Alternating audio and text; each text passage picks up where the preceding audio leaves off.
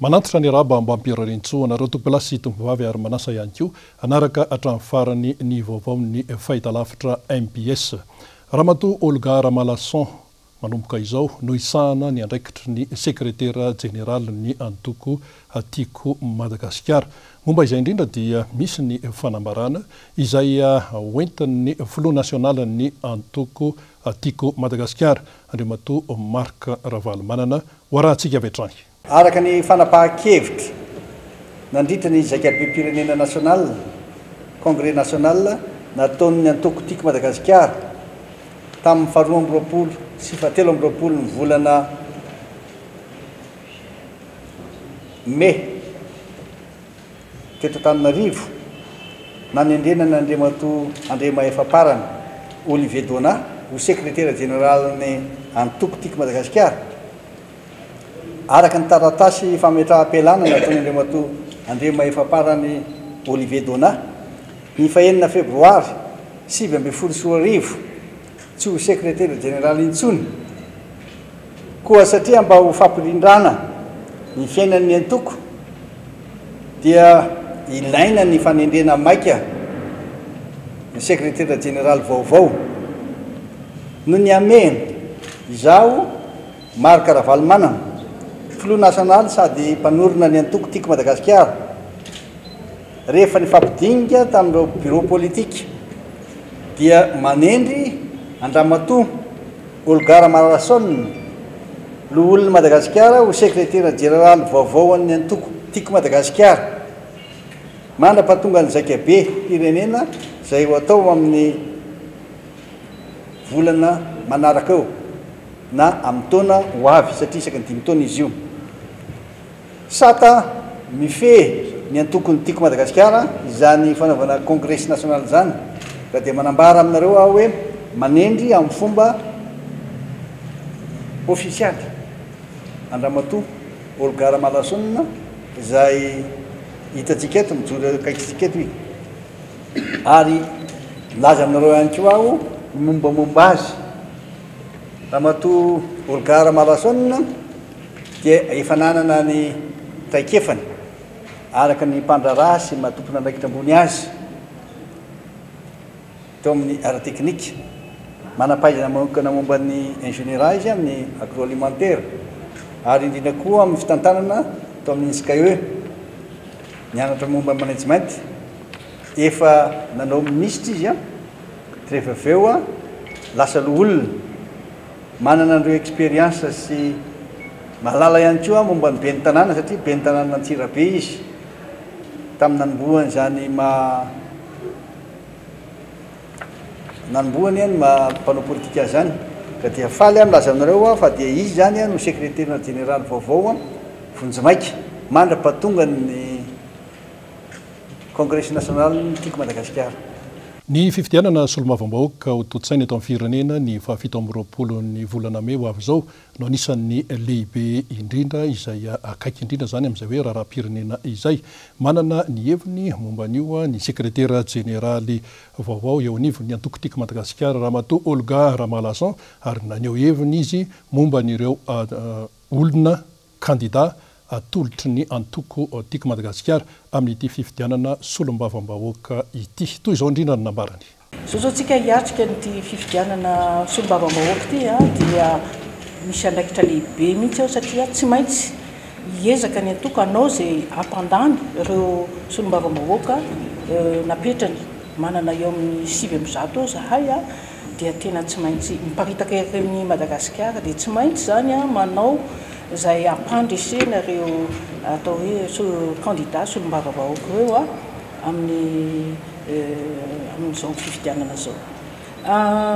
Fantatsika tsara fa misy ny lalàna amin'ny fe eo anivon'ny eto amin'ny firenena na amin'ny pré-campagne na amin'ny campagne ka izahay zany dia ao anatin'izay hoe pré-campagne izay dia mampiseho tokoa azo atao zay ireo candidat anay ary indrindraindrindra miresaka amin'ny olona mba hisy izay le hoe fifampitokisana eo amin'ny vahoaka sy ny olona ny candidat atolotray zany dia n'izao sahady satria ny antoko Tiako Madagasikara dia tsy antoko hoe manaonao foana fa tena ao anatiny mihitsy lay zay hoe fifampitokisana fametrahana fifampitokisana anivon'ny vahoaka sy ny solombavambahoaka mapetraka atsoaty zany. Germain no menjanary no nitatitra ny vaovao teo amin'ny sariny Mathieu Princy. Fa ho an'ny candidat solombavambahoaka atolotry ny timaka 25 eny amin'ny boriboritany fa enina kosa dia nambara fa lalàna mifanaraka amin'ny fanabeazana zay atakin'ny vahoaka malagasy no ilaina amin'izao fotoana izao. Manomboka veriasiny izay fanabeazana zay ho ihany ny nambara satria tsy arakaraky ny lalàna izay mifandraika amin'ny fari-piainan'ny vahoaka sy ny tena fiainana isan'andro no misy. Vaovao tateriny Germain no menjanary any teo amin'ny sariny Erzo Rajaonarivony. Ilaina ny fanaovana lalàna mifanaraka amin'ny fanabeazana izay takin'ny zaza malagasy raha tiana ny ampisy firenena vanina eto Madagasikara. Io no nambaran'ny candidat ho solombavambahoaka izay atolotry ny timaka 25 ao amin'ny boriboritany fahaenina raha niresaka momba ny fanabeazana eto Madagasikara ity candidat ity. Nambarany fa manomboka very asina tanteraka ny fanabeazana eto amintsika amin'izao fotoana izao. Isan'ny olana ny fanaovana ankilabao ny mpampianatra, ankoatr'izay ny fahasahiranana mianatra amin'ny ray aman-drenin'ny mpianatra nefa mbola mizaka ny tserany ainy any an-tsekoly eo amin'ny resaka adidy. Mpampianatra ny tenako izy ka mahalala tsara ny olana izay misy eo amin'ny sehatry ny fanabeazana io. Ankoatran'io ny fanaovana lalàna ho an'ny fanabeazana ifanaraka amin'ny fampandehanana izany.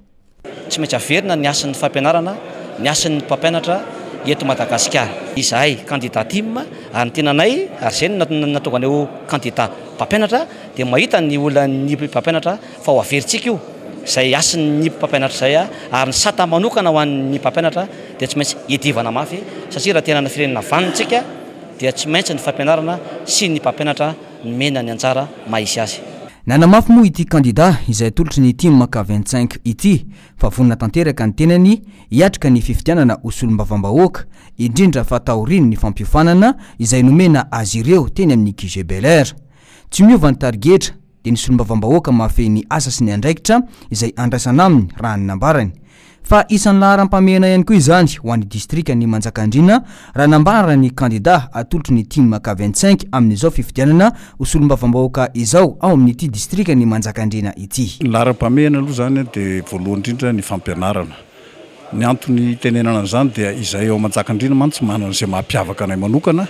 Ny akamaroanay dia saika lasa mpivary mandeha, saika mbola tsy mahavita fianarana dia maika ilay ankizy ny mareny milazany vola dia lasa mpivary mandeha ka anao ezaka be dia be mihitsy zay amin'ny fampianarana mba tena ifantoka amin'ny fampianarana ilay zana-bahoaka mba hampivoatra kokoa ny fiainana. Mampavesatra kely ny olona io resaka fananantany io. Efa misy ihany reny birao ifotony fananantany reny ny tribunal terre koa moa efa misy raha teo any fa saika mampisarabazana ny olona io any Manjakandriana mampisarabazana mpiray-tampo mihitsy azy. Eo amin'izay fiatrehana ny fifidianana solombavambahoaka eto amin'ny firenena izay ho an'ny distrika ny Avaradrano dia manana candidat ho amin'izany ny timaka 25. Andriamato Andriana Tsifono Tsara Aja no candidat solombavambahoaka atolotry ny timaka 25 ho an'ny distrika ny Avaradrano eo amin'ny listra faharoa no misy azy ary dia nahazo ihany koa ny Tsodrano avy amin'ny filompanorina ny antoko tiako Madagasikara Andriamato Marc Ravalomanana izy. Jessica Miray no mitatitra ny vaovao amintsika teo amin'ny sariny Mano Randremalala. Izy no Andriana Tsifono Tsara Aja, candidat ho solombavambahoaka listra faharoa atolotry ny vovonana timaka 25 ao amin'ny distrika ny Avaradrano. Mitondra ny laharana fahaenina ao amin'ny bileta tokana. Manambady izy ary mananjanaka. Lehibe tao amin'ny distrika ny Avaradrano ny tenany ary tena mahafantatra ny zava-misy sy ny manahirana iainan'ny mponina ao an-toerana. Mpandraharaha amin'ny asa vaventy no asany.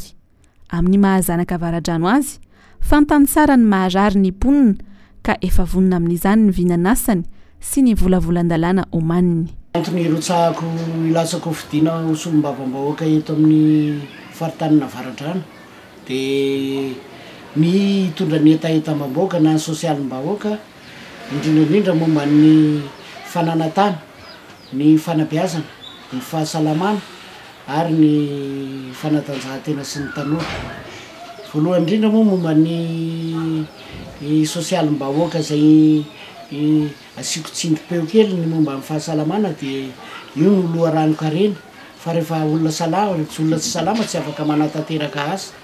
Faharoa koa dia momba ny sosialym-bahoaka dia ny rano sy ny jiro zay marefo dia marefo ety amin'ny faritra Avaradrano, indrindraindrindra ty amin'ny mialan'ny faritra Sabotsylame na Ambotraraby iny dia tokony hijerevana manokana ka mba hitondra zay etaetam-bahoaka zay eo amin'ny antenimera eo amin'ny komiti-panatanteraka mba hanamafy an'izany. Efa voadinika daholo ary vobotraka tsara ny vinanasa zay tokony atao momba ny fitondrana an'izay projet de loi zay ary efa voafaritra ary efa voasoratra hoe reto avy ny lahara-pahamehana voaloha sy faharoa sy fahatelo. Tsara ihany koa ny mampahafantatra fa izy no anisan'ny kandida solombavam-bahoaka nahazo ny tsodrano avy amin'ny filompanorona Marika Ravalomanana ho lisitra faharoa ao amin'ny distrika Navaradrano. Tsara ihany koa mampatsiahy fa ny distrika Navaradrano dia misy kaomina 420 ary fokontany 320 sy 200. Eo amin'ny fiainan'ny Tadja kosa dia nilaza ny kandida solombavam-bahoaka atolotry ny Team K25 any amin'ny distrika ny Mandoto fa lalàna izay mifanaraka amin'ny fampandrosoana misy fiatraikany amin'ny farim-piainan'ny Tantsaha no tena ilaina amin'izao fotoana izao. Germain Nomenjanary no mitatotra amin'ny vaovao teo amin'ny sariny Erzo Rajonarvony. Ankoatry ny fampianarana sy ny fandriam-pahalemana dia isan'ny vaindohan-draha raha ilaina ny fanatsarana ny lalàna mifanaraka amin'izay sehatra ny fambolena sy ny fiompiana hoy ny kandida Team K25 ao amin'ny distrika ny Mandoto. Mpamboly ny tena hoy izy ka fantatra tsara ny olan'ireo tantsaha madinika eny foton'ireo.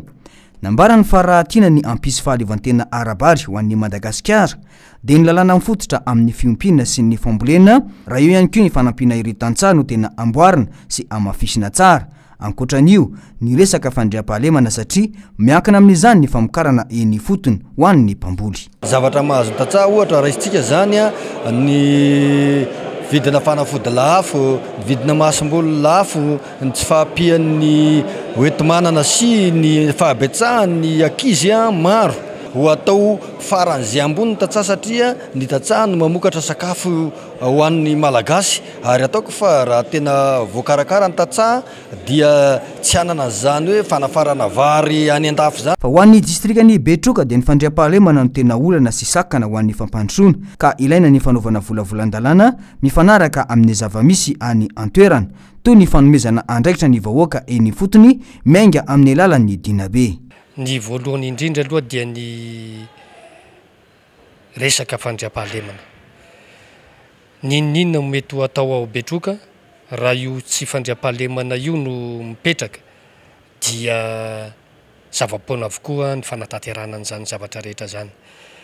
Efa fantatra eo ary fantatra ny tokony ho hitondrana azy. Zay aloha zany amin'ny ankapobeny.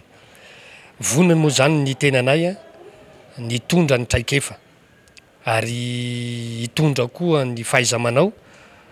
Ny atongavana ty Antananarivo dia misy formation napetraky ny filoha Marika Ravalomanana amin'ny kandida ny tiako Madagasikara rehetrarehetra. Zay rehetrarehetra zay nefa dia midika avy hatrany fa misy karazana leadership zay tsy maintsy hainy ny député tiako Madagasikara hoentina ny tantanana ny firenena ity indrindra ny soloana tena ny vahoaka ny Betroka ao amin'ny Assemblée nationale. Misy tompona andraikitra mivantana ao. Ny fahaiza miasa miaraka no tena zava-dehibe ary zay fahaiza miara-miasa zay no apetrako voalohany indrindra eo amin'ny lafin'ny fandriam-pahalemana zay. Eo ihany koa ny fametrahana ny dina, ny fampandraisana anjara ny vahoaka tsirairay avy anisan'ny tompona andraikitra koa zany rehetrarehetra zany. Isan'ny distrika mamokatra Ray Betroka raha nambarany dia ny fambolena sy ny fiompiana tena ivelomany olona na dia eo aza izay lalana ratsy izay izany hoe ny faratsindalana miditra ny tanànan'ny Betroka dia izay resaka tsy fandriam-pahalemana zay no tena olana saingy vahaolana azo atao tsara ny fiaraha-miasa eo amin'ny mpitandro filaminana indrindra fa ny fanatsarana ny lalàna mifehy ny fandriam-pahalemana miainga avy an'ny fotony. Fa ho an'ny maro atsetra kosa isika amin'ity vaovao manaraka izy ity izay azo lazaina hoe mampalahelo tokoa satria tamin'ny sabotsy ny faran'ny herinandro teo dia trano mahatratratra any amin'ny 2020 no may ary ny 410 tamin'ireo trano ireo dia trano ipetrahan'ny polisy. Nisy ny tsy fahafalin'ny ponina tany an-toerana tamin'ny polisy tao Maroantsetra ka dia raikitra avy hatrany ny fifandonana. Tsy vitany hoe trano may fotsiny fa nisy ihany koa no maty tamin'izany fifandonana izany. Efa nisy avy hatrany moa ny fepetra no raisin'ny mpitandro ny filaminana momba n'ity raharaha ity. Nde ho fantaritsika ny momba an'io teo amin'ny fanadihadiny Edena Elia sary ny Erzo Rajonarvony. Ho totony avy tanteraka ireo trano misa 410 ipetrahan'ireo polisy any Maroantsetra. Tsy vitan'izay fa mbola misy trano olon-tsotra misa 9 ihany koa no levina tsy nisy nondraisina ary trano misa 3 no robaina tanteraka. Atezeram-bahoaka tamin'ireo polisy tao an-toerana no antony tonga izao fanimbana fananana izao ny aliny sabotsy 4 aprily lasa teo. Raha ny fantatra dia vokatry ny fahafatesan'ilay tovolahy kely mpianatra kilasy 3e no nitarika ny atezera ny rofokon'olona sy ny fianakaviany. No idina 420 ora tao amin'ny violon ity tovolahy ity nanomboka ny aliny zoma 5 aprily teo ary efa vata mangatsika tsy nisy aina intsony no tonga teo anoloan'ny dokotera rehefa nentin'ny polisy tany amin'ny hopitaly. Taorian'izay dia nampiakatra ny atezera n'ireo vahoaka ary avy hatrany dia nirodorodo nakany amin'ny birao ny komisaria ao an-toerana nitondra ny fatiny ilay tovolahy mpianatra. Nandray fepetra moa zany ny komisaria ny poste de toerana nireagira zareo nanao fanairana hoe tifidanitra zany mba ampilefa n'le olona dia tamin'io ihany koa nefa efa nisy sasany efa tafi saoty miotefo zany mihoatra ny tamboho na ny fefin'ny komisaria izay anisany natonga ny fampiasana basy nataon'ireo polisy pirenena. Nilefa moa ny olona maro zany fa ny lanankiray kosa tamin'ny lanankiray no voatifitra tamin'ny fotoana io maty. Ny zavatra niseho taorian'izay rehefa niparitaka le olona dia lasa indray nanafika ny trano fonenan'ireo polisy ireo zany. Dia rehefa tonga tany zareo dia nidorany zareo ny tranon'ireo polisy dia nisy ihany koa moa no baina sotra zao anankitelo no baina tsy mahay zany fa nidina tany an-toerana avy hatrany ny tompona andraikitry ny filaminana rehetra nijery ny zava-nisy ary tapaka nandritra ny fifampiresana tamin'ireo vahoaka fa hosokafana ny fanadihadiana mikasika ny nahafaty ilay tovolahy mpianatra izay nidina violon nandritra ny 420 ora sy ilay tovolahy maty voatifitra nandritra ny fifandonana ny sabotsy lasa teo. Anokafana fanadihadiana ihany koa ny antony tonga ny fandrobana. Notakin'ireo vahoaka tao an-toerana moa nandritra ny fifampiresana ny anesorana ny polisy rehetra miasa ao Maroantsetra. Ankoatr'izay dia noraisiny Zandarmarim-pirenena ny fiantsoroana ny fandriampahalemana mandrapisy ny fandaminana vaovao. Manoloana izay trano may tany Maroantsetra izay tranon'ny polisy araka ny nambara teo sy nisy ny famoizana ain'olona dia nilaza ny tao amin'ny ministera ny filaminam-bahoaka fa hijery akaiky momba ny raharaha io tsy maintsy tadiavina ny tomponantoka tamin'ny izany raharaha izany ary fahaizana araka ny lalàna. Nisy moa ny fepetra izay niraisana nanomboka tamin'ny hoe fanesorana ny polisy izay niasa tao an-toerana. Nde ho arahantsika avy hatrany ny fanazavana momba an'io. Ny ministera filaminam-bahoaka sy ny fianakavian'ny polisy pirenena dia miodika ary mandeha fiaraha-miolo amin'ny fianakavian'ireo ambony ainy tamin'ny raharaha nitranga tany Maroantsetra ny fahaenina sy ny fahafito aprily lasa teo ary mirary fahasitrana haingana ihany koa ho an'ireo naratra. Itoedra raha nitranga tany Maroantsetra dia nahitana vokatra mampalahelo toy izao: olona roa no maty, polisy iray naratra, trano maro ampolony maro no may ary fananana tsy tamboho isaina mipotika sy very. Ny ministera filaminam-bahoaka dia tsy manaiky velively mifantika an-dalàna sy fanakorontanana na amin'ny endrinininy zany na amin'ny endrinininy ary na avy aiza zany na avy aiza. Hamafisina fa tsy natao fialokalofan'ny jiolahy sy mpanao ratsy miasa ny polisy.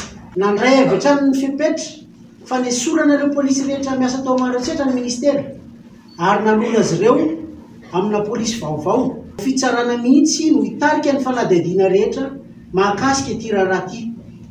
ho an'ireo polisy nafindra toerana kosa de efa misokatra ny fanadihadiana anatiny sy fampiarana avy hatrany ny fitsipifehezan'ny polisy pirenena de manentana ny tsirairay avy ny ministry ny filaminam-bahoaka mba hotony sy andara mandrakariva amin'ny fihavanana malagasy satria tsy vahaolana ny herisetra angatahana isika rehetra mba hamelaka lalàna ny manam-pahefana anatanteraka ny asany mandritra ny fanadihadiana rehetra atao mahakasika mpira raha ty andrasana araka izany ny fandraisana fepetra momba niny raharaha iny fa eo amin'ny fampandrosoana ny tanàna n'Antananarivo taorianan'ireny Orambe ny Toireny taorianan'ny Rivodoza dia miditra amin'izao fotoan'izao amin'ny fanatsarana an'ireo fotodrafitrasa izay mitaky ny fanatsarana sy ny fanamboarana toy izany ohatra ny lalana ny fantsona fandalovan'ny ranomaloto ny sisin-dalana sy ny sisa asa moa izay vatsiny ny banky Européenne momba ny fampiasam-bola ndeo fataritsika momba an'io teo amin'ny vaovao tanteriny Jessica Miray.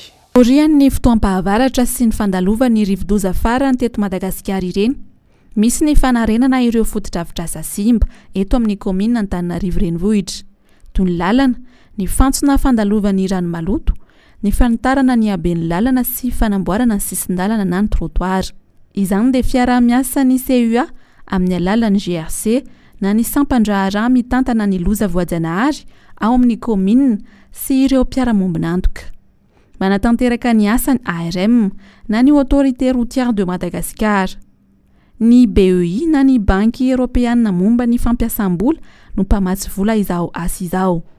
Ka ireo lalam-pirenena eto an-tanàna dia mivoaka ny renivohitra avy eo no hanaovana ny asa dia ny lalam-pirenena voalohany, faharoa, fahatelo, fahaefatra ary ny lalam-pirenena fahafito. Natao izany mba ampihenana ny faharefon'ny-ponana ny vulnérabilité sy ny fampitomboana ny fahafahany miatrika ny loza voajanahary na ny résilience araka ny fanazavan'ny kolonely Jaona Andrianaivo tompona andraikitry ny GRC ny commune urbaine Antananarivo. Amin'izao fotoan'izao dia misy an'ilay atao hoe projet post catastrophe infrastructure et reconstruction efa mandeha izy ireo zao amin'ny lalam-pirenena fivoahany lalam-pirenena zay miala avy eto Antananarivo. Reny zany dia vokatry ny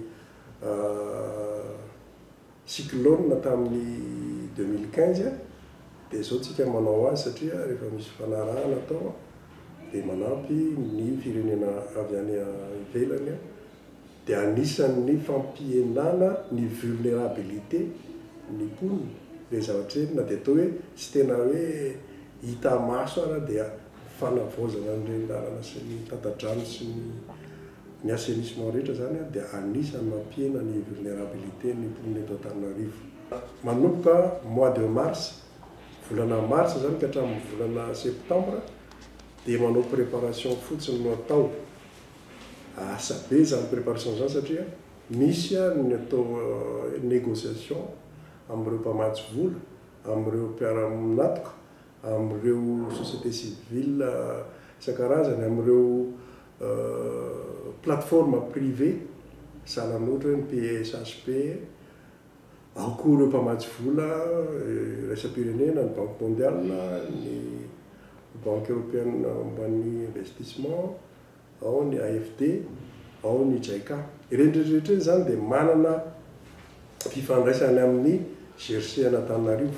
Isitraka ny fanatsarana avokoa ny rehetra indrindra ireo mpampiasa ny lalana dia ireo mpitondra fiarakodia izany. Tombontsoa mba tsy foana ny embouteillage. Amin'izay mba malalaka ny embouteillage tonga moa zany fa mba malalaka ny lalana dia vetivety dia mba tsy fitohanana be ny koa mba tsy mila isika tonga dia mba fa tany Tomasina kosa dia fantatra fa orinasa anankiray mitondra ny anarana hoe Anjavidy no may ihany koa zany tamin'ny faran'ny herinandro teo vokany fitaovana tapitra maro no simba kila ary mpiasa anjatony no very asa. Noro fitiavana no mitatitra an'izay vaovao avy any Tomasina izay. Mpiasa manodidina ny 100 mpanangona Anjavidy any ambanivohitra no very asa tao anatin'ny indray-mpimaso ny asabotsy teo vokatry ny fahamaizan'ny orinasa Anjavidy tao amin'ny port fluvial Toamasina. tsy ny mpiasa ihany no mitondra faisana ny amin'izany fa indrindra ny orinasa fantatra mantsy fa mitentina 300 tapitrisa ariary eo ny tetibidin'ireo fitaovana fampiasa atao amin'ny orinasa izay kilany afo tsy nisy azo ndraisina intsony araka ny vaovao voaray androany raha ny loharanom-bao azo atrany mpiambina roalahy miandraikitra ny fanaraha-maso ny toerana misy ireo anjavidy no nahita voalohany lelafo izay teny antafitrano nandray ny andraikiny izy ireo raha vantany nahita ny afo nandray ny tandrify azy ihany koa ny fiarabe ny mpamonjy voina sy aitrano tamin'ny fotoana ny trangan'ny loza nanao izay ho afan'izy ireo saingy nahirybe ny fitsoka ny afo ny anjavidy raha teo mora mirehitra noho izany ny ansovonjy tamin'ny tompon'andraikitra misana ny fiarabe ny mpamonjy voina tao amin'ny serana tsambony Toamasina ny orinasa anjavidy ankoatra izay tsy voazao no nitranganana firehetana tao amin'ny orinasa mpanondrana anjavidy io tsy misy afa-tsy ny fitandremana ihany no ahafahana misoroka ny voina toy izao any amin'ny faritra atsimo kosa ao amin'ny distrikana Mbovombe dia mbola manjaka ny asandalo amin'izao fotoana izao fantatratra fa dia dalo hatrany amin'ny 10 lahy no nanafika tao amin'ity tanàna anankiray antsoina hoe Atsakoa Malany ity ao amin'ny distrikana Mbovombe ary dia omby hatrany amin'ny 10 no lasan'ireo dahalo ireo tafiditra ao anatin'ny faritra mena amin'izay hoe asandalo izay ny any amin'izany toerana izany Edena Eliane no mitondra vaovao teo amin'ny sariny Erzora Janarvony ifandimbiasa ny fakanan-keriny sy ny alatromby ireo faritra maro eto Madagasikara lasibatra tatoato ny faritra Mbovombe Androindy omaly alina omby misy 10 no norobain'ireo dahalo manodidina ny 10 isa tratran'ny belovitsy ireo fokon'olona ka nitazapotsiny ny zavantranga somary lavitra zandary ihany koa ilay toerana nitrangany ny fanafihana antsoina hoe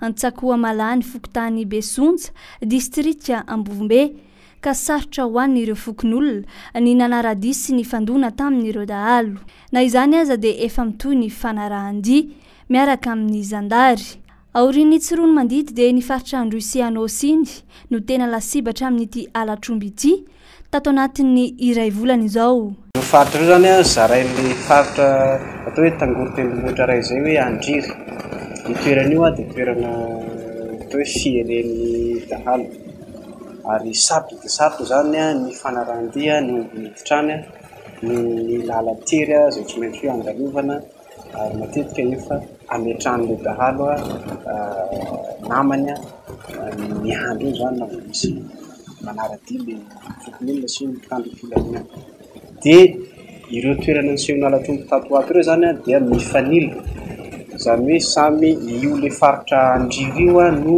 manasaraka azy ireo ato antsinanana le faritra Androy ato andrefana le non atsinanana le faritra Anosy ato andrefana le faritra Androy dia le ombyvera miditra mamonjy ny toerana io zany matetika amin'ny faritra atao hoe Andriry io fantatra zareo amin'ny toerana mbola mitoetrany ny fikarohana sy ny fanarahan-dia ataon'ireo zandary sy ny fokon'olona amin'izao fotoana izao ary efa misy ny paikady vaovao entin'izy ireo manatanteraka izany fa ivadika vaovao hafa mihitsy isika Andriamatoa David Malpass teratany Amerikana no isahana ny andraikitry ny filohan'ny banky iraisam-pirenena na ny banque mondiale manomboka izao ny talata 7 aprily 2024 izy no andray izany asany izany ary asa mandritra ny 10 taona andeo fataritsika momba an'izay vaovao lehibe erantany izay teo amin'ny rindratsariny Erzo Rajonarvony haharitra 10 taona ny fitaom-piasana Andriamatoa David Malpass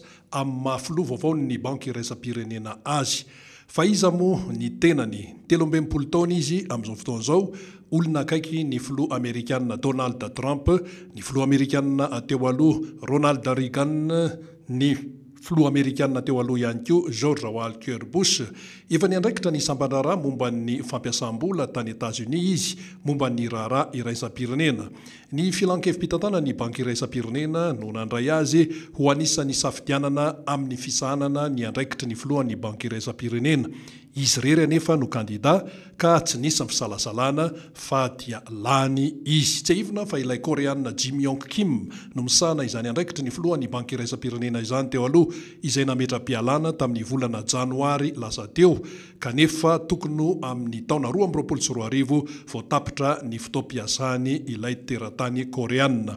Nilaza Andriamatoa David Malpass filova avao ny banky iraisam-pirenena fa ho ataony vaindondra raha ny fanampiana ny firenena mahantra ary ampiena kosa ny fampindramam-bola amin'ny firenena efa mandroso.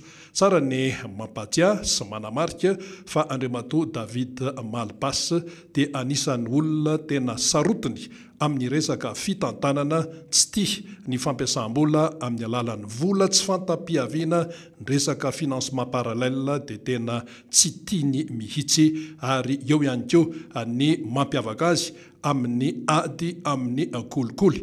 Tsy ivona fa ny taona 2017 no nitsangana ny banky iraisam-pirenena nandritra ny conférence de Bretton Woods ka niezaka ho atao dia ny fampianana ny fahantrana sy ny fanohanana ny tetikasa mpampandrosoana. Eo amin'ny tontolon'ny kanto kosa totosaina etsy amin'ny Alliance Française etsy Antananarivo ny fampirantiana sary pika izay ataony Nano Rahadjasson tovavy mpikirakira nytony sary itony izy tsotra izay sary ataon'izay ary entiny maneho indrindra ny efitra izay tiana ambara amin'ny tranga misy eo anivon'ny fiarahamonina nampitondraina ny anarana hoe Saul ity etsika ity adika amin'ny teny malagasy hoe fanahy.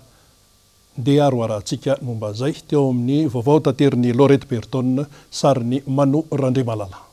Mandritra ity herinandro ity no azon'olo jiaby tsidiana etsy amin'ny Alliance Française Andavamamba ny sanganasany Nano Rahadjasson izay tovavy iray mikirakira ny resaka sary-pika ary maneho ny andavanandro ny olon-tsotra ho lasa kanto azony rehetra zahavana sy ankafiziny. Tao anatin'ny 7 taona nidira no matianina dia efa fotoana sy karazan'olona maro no voaraky ny antsary. Iray amin'ireo mpanakanto asondritry ny Alliance Française amin'ity taona 2020 sy 2020 ity i Nano Rahadjasson. Mitondra ny anjarany izy amin'izao fampirantiana ny sariny izao. Nanomboka androany faha 9 ny volana Aprily ka tsy hifarana raha tsy ny zoma fa 13 ny volana Aprily ho avy izao. Ho azy, tsy ny olona miavaka na ny olona malaza ihany no azo alaina sary, fa ny olon-tsotra ihany koa. Maro ny olona tokony atao valeur eto Madagasikara. Anana namana aho mpaka sary tamin'ny 7 taona lasa zay dia mahita anazy maka sary eo za dia tena liana be mihitsy hoe ohatrany ahoana raha fomba fanaovana ny fakana sary, ohatrany ahoana le fomba ataon'le caméra mba ahazoana an'ilay sary dia zay nanintana dia nandramako ilay izy dia lasa tafalataka tao anatin'ilay izy. Manana ny mampiavaka azy manokana ny sary izay alainy Nano satria mirakitra afatra ireny, izany hoe manana fanahy ny sary izay alaina aminy. Izay ihany koa no antony ilay lohahevitra izay noraisina manao hoe souls, izay teny anglisy izy io midika hoe fanahy. Ilay souls fanahy izy amin'ny teny malagasy.